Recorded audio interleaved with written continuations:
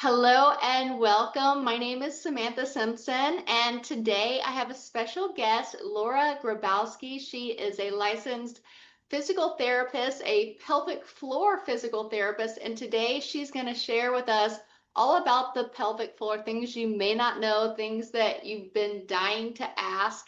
And we're so glad to have you here today, Laura. Thank you. Thank you. And thanks for all the insight and using your platform to help share about pelvic floor health. Yay. I love it. It is one of my favorite topics. Can you briefly explain what the pelvic floor is and what it does for the body? Yes. So the pelvic floor is a group of muscles and it lives at the base of your pelvis. It runs between the pubic bone back to the tailbone and in between your two sit bones. And what it does is it helps with sexual function, peeing, pooping, not peeing and pooping when you don't want to, supporting the organ systems, and then also supporting the pelvic bones and how the hips and spine are all connected to the pelvis. And how did So you get that's into this? What inspired you to want to specialize in the pelvic floor as a physical therapist? Yes. So when I started physical therapy school, I didn't know I wanted to do pelvic floor therapy, but I was intrigued by the women's health aspect because I'm a woman and I felt like this area could really service people. And most people, if they sprain an ankle, that might be annoying, but some of these issues are really debilitating for women and men. Um, and so that's kind of why I got interested in it. The other reason, as my career has evolved, is when treating the body, I couldn't imagine treating someone's low back or their hip and just ignoring every structure in between. I don't know how PTs get full results with that model of care. So I started to learn about the pelvic floor, and then that evolved to learning about visceral manipulation. So also influencing the organs that sit in the pelvis and all the organs of the body, and then adding in craniosacral therapy and some of the nervous system attributes to the pelvic floor. So I That's want to it. treat it all. You're saying that effectively treating someone's pelvic floor could help them with their hips and their low back. Yes. Yeah. Even though the pelvic floor is not designed to have such an impact on the back, if it's not supporting the pelvic bones, then the base for your spine is not getting the support it needs. So I kind of use the example that if your spine was a skyscraper, the pelvis is the foundation. And if you don't have good control to tilt the foundation, then you're going to have trouble maintaining the structure of the spine. Same thing with the hips. Half of the hip is a pelvic bone. So if you're controlling the pelvic bone, it might be that you're actually struggling to control the way the pelvic bones move. And the pelvic floor muscles can compensate and guard to try to secure the hip if you don't have the motor control through the hip in and of itself. Interesting. What would you say is the pelvic floor issues that you see a lot of people coming into your clinic to seek treatment? Yes. So I see a lot of people throughout their pregnancy and postpartum. I even treat some women during their fertility journey to improve circulation through the pelvis and optimize the environment for the uterus. Pelvic pain is my favorite thing to treat, and that might be pain with sitting, sit bone pain with intercourse, inability to orgasm because the pain is overriding those pleasure sensations. Those are my favorite ones to treat, especially women with chronic persistent conditions like endometriosis, PCOS, IBS, constipation, bloating. Well, that's And then, interesting. So you can treat people for endometriosis with pelvic floor physical therapy? yes, so endometriosis is a systemic condition. So we now know that there are estrogen receptors on every cell of your body, and that although endometriosis is common in its lesions around the uterus, they have found endometrial lesions in every organ other than the spleen. So brain, eye, spinal cord. A lot of times it likes to hug around the diaphragm, and some of the Bowspring practices are really good for releasing that fascial restriction. So talking to people about how movement, diet, sleep, controlling inflammation, all of those things will optimize their circulation and can help calm some of the symptoms of endometriosis. You said that we'll go back to what you said. You love treating people with pain. Do you think that a lot of the pain that people have is from tightness in the pelvic floor? Yes. So the pelvic floor is unique. It's not like the other muscles of the body in the fact that it has a lot of autonomic innervation. So our central nervous system has a much bigger influence than it does on a bicep muscle. So if somebody is dysregulated in their nervous system, they can increase their tone around the pelvic floor. Oh my God, I totally get that. Anytime I'm driving and I am like almost cut off, I feel my pelvic floor seize up, all everything around that area gets really tight, and I'm like, okay, calm down, soothe it out. Is that kind of what you're talking about? Yes, exactly. And it can be short term like that, or it can be chronic. It could be being in a relationship that's not serving you, or working at a job that is creating cortisol in your life, or not managing your stress well, putting too much on your plate. It can be a whole slew of things. Oh my goodness. Yes, that Mhm. totally makes sense. Let's talk about how people get relief from chronic pelvic floor issues such as pain during sex, for example, or pain from endometriosis. What kind of protocols would you give them? Yeah, it would be very dependent on what I find when I assess them. So there can be hormonal or inflammatory components, and that can be environmental or diet. There can be nervous system dysregulation, and that can be breath work, sleep, stress management, getting sunlight, things like that. There can also be biomechanical things. So the pelvic floor is used for posture. And if somebody is holding postures in their body that are putting pressure or stress on the pelvic floor, that needs to be addressed with movement and dry needling, soft tissue release, myofascial release, new movement patterns, things like that. You mentioned breath, and I wanted to share with you something that I see with a ton of my clients, especially my female clients, is a paradoxical breathing pattern. Whereas when they take a breath in, their belly goes in and they lift their chest. And I know Mhm. this because I used to do it myself. When I would breathe in, my pelvic floor would actually tighten. And then Mhm. when I breathed out, that's when it would kind of release a little bit. Do you see this a lot? And can you explain how it's supposed to be instead? Yes, that paradoxical breathing pattern where when you're inhaling, the diaphragm is descending and the pelvic floor is actually tightening or contracting, that is a huge in evacuation issues, so not being able to have full, complete bowel movements. And it's a big issue for prolapse and leakage because the breath should coordinate to maintain a more neutral intra-abdominal pressure. So ideally, when I take a breath in and my respiratory diaphragm descends, my pelvic floor should also descend, and then they should both move up together with an exhale. So the simplest cue is you want to exhale with exertion. So while you're picking up something heavy or as you're coming up from a lunge or up from a squat, that type of movement. That totally makes sense because I've had all three of those: constipation, prolapse, and leakage. And Mhm. when I learned to change my breath or alter my breathing pattern, which wasn't easy when you get Right. so into that paradoxical breathing, it's hard to totally change the way you breathe, which is supposed to happen automatically without even thinking about it. What do you Mhm. think is this epidemic where so many people are breathing like this? Because it's not uncommon for me to see people doing this. It's actually very common. Right. One of the biggest mindset shifts I have to do with someone when they have leakage, like leakage symptoms or prolapse, is teaching them that you don't need to have the world's strongest pelvic floor.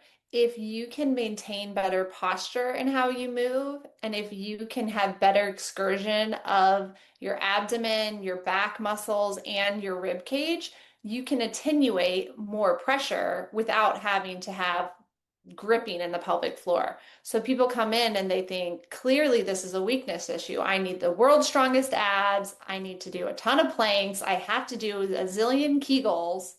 And usually, where we start off with is offloading the pelvic floor by improving rib cage mobility or by releasing their back so that they can breathe and get more expansion into their back. And then they're able to regulate their pressure better, and those symptoms will improve even without the pelvic floor being in a clenched tight position. Wow, that's so interesting. It makes me think of the rib movement when you mentioned that that could help. And that's something we do in the Bowspring is learn how to move our ribs. How does that help the pelvic floor?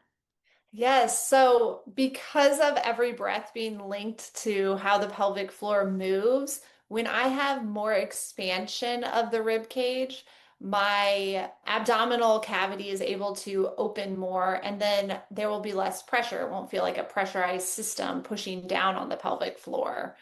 The other really cool thing about getting the rib cage to move better is if it's stacked and sitting on top of the pelvic floor nicely, then the abdominal muscles can be more relaxed. So we don't want you to be shifted to a point where your obliques feel like they need to guard and pull back on the spine and rib cage.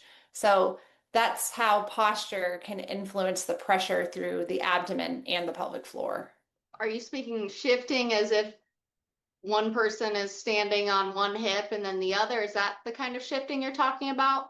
Yeah, or even how some people, for example, in the car, they won't realize that they're closing down to the right. A lot of people lean to the right because they're slightly turned that way to keep an eye on their blind spot, but then they'll continue that pattern when they play golf and they'll drop their right shoulder, or they'll continue that pattern when they're sitting at their desk and they're completely unaware of this fascial tightness that's developing because it doesn't hurt.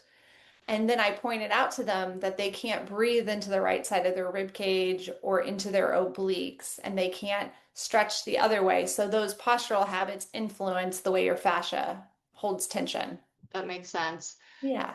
Talk a little bit about incontinence. A lot of people, especially after giving birth, they have issues with incontinence. Can you talk a little bit about that and explain to us the difference between stress incontinence and urge incontinence? Yes. So stress incontinence means that there's some sort of abrupt pressure being put on the pelvic floor. So that can be from a sneeze, a cough, a jump, laughing. It can be from lunging or pivoting your weight.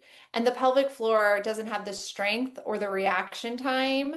And that's because when the pelvic floor is opening and preparing for childbirth, the tone of the muscles shifts. So the pelvic floor will increase its tone to try to support the pelvic bones. And then people don't realize this, but the pelvic bone doesn't just widen symmetrically for birth. It often creates on a twisting pattern.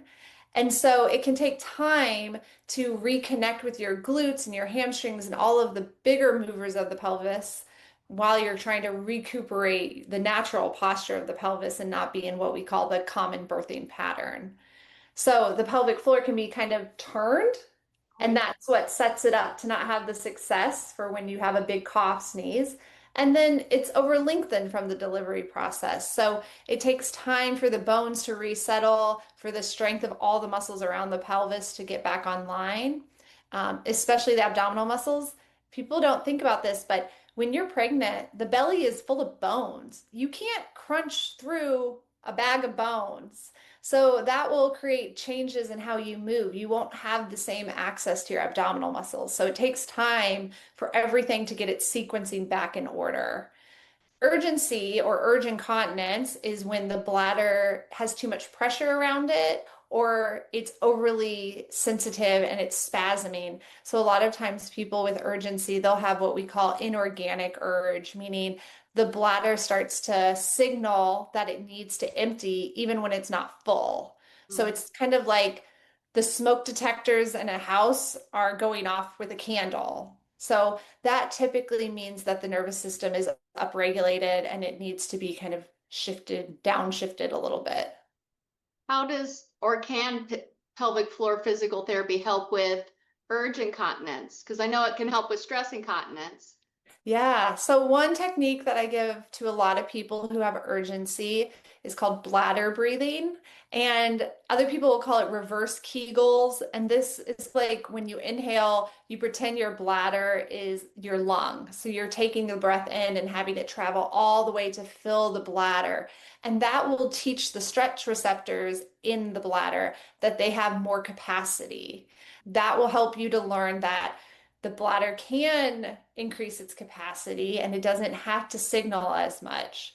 Some other things that really influence it around postpartum and also perimenopause is lack of estrogen to the area. So, estrogen not only creates loosey-goosey joints, but it actually creates more elasticity in the stretch receptors of the urothelial cells or the cells that line the bladder. So some people they actually do like topical vaginal estrogen to help if this is becoming really interruptive of their life and they can't travel or get through a work day or go for a hike.